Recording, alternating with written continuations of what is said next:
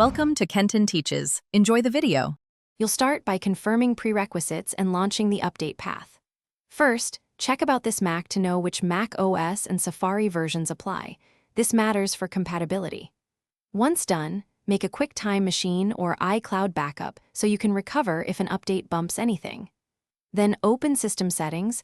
On older Mac OS, its System Preferences, navigate to General and click Software Update. You're now at the control panel that shows available Mac OS and Safari updates and their size. You'll now download and install the update. If Software Update shows a Safari-only update, click Update Now.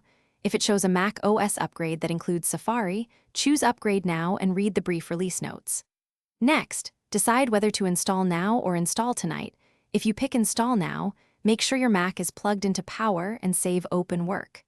During download and installation, watch the progress bar. Do not close the lid or force shutdown, because interrupting a firmware or system install can cause issues. You finish by verifying the update and addressing problems. Open Safari and choose about Safari to confirm the new version, then browse a few sites to test performance. If pages load strangely, disable or update extensions and clear the cache. Extensions often break after updates.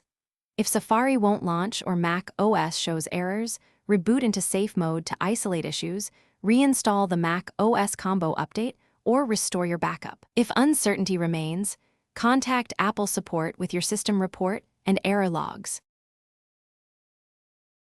Thanks for watching. Please subscribe if this video was helpful.